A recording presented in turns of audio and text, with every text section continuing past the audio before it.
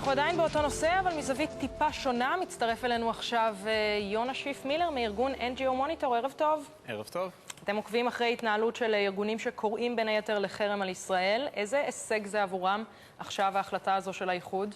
אכן מדובר בהישג גדול מאוד. אנחנו רואים שישנם ארגונים רבים באירופה שכבר כמה שנים קוראים לאיחוד האירופאי לסמן מוצרים מיהודה ושומרון, אבל הם לא נעצרים שם. הם אומרים שמבחינתם סימון המוצרים זה רק שלב אחד בתוכנית רחבה יותר, בעצם תוכנית השלבים של הארגונים הללו, ובסופו של דבר הם רוצים להרחיב את סימון המוצרים גם לחרמות על המוצרים האלו.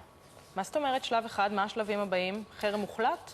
אז מדברים על חרם מוחלט מכל התוצרת של יהודה ושומרון, כל התוצרת הישראלית מיהודה ושומרון, ובנוסף לכך ישנם ארגונים אירופאים שממומנים גם על ידי האיחוד האירופי וגם על ידי ממשלות אירופאיות שמעבירים כספים לארגונים שיושבים כאן בארץ וקוראים לזכות השיבה, קוראים לפירוקה של מדינה יהודית, קוראים לחיסולה של מדינה יהודית, ולכן ישנם ארגונים שממומנים על ידי האיחוד האירופי שמבחינתם השאיפות שלהם לא נעצרות בקו הירוק, אלא הולכות רחוק הרבה יותר גם לים, ומדברים בעצם על כל השטח בין הים לירדן. אז האיחוד האירופי סתם משחק אותה תמים כשהוא אומר זה רק סימון, זאת אומרת בסופו של דבר הם גם מממנים את הארגונים האלה כמו שאתה אומר.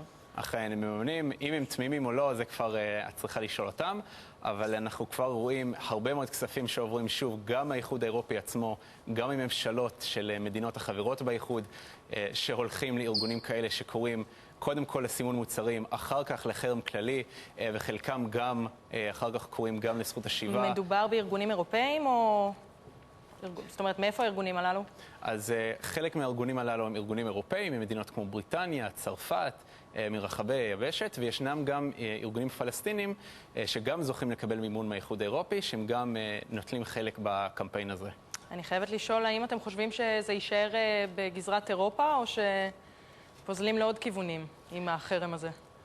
נכון להיום בהחלט אירופה זה באמת הבעיה העיקרית, אבל גם בארצות הברית ישנם פעילים שקוראים לחרמות בתוך ארצות הברית, חרם אקדמי, משיכת השקעות מחברות ישראליות, ולכן ייתכן וגם הקמפיין הזה יעבור את האוקיינוס ויגיע גם לארצות הברית, אבל כרגע באמת אירופה זה המוקד העיקרי של הפעילות.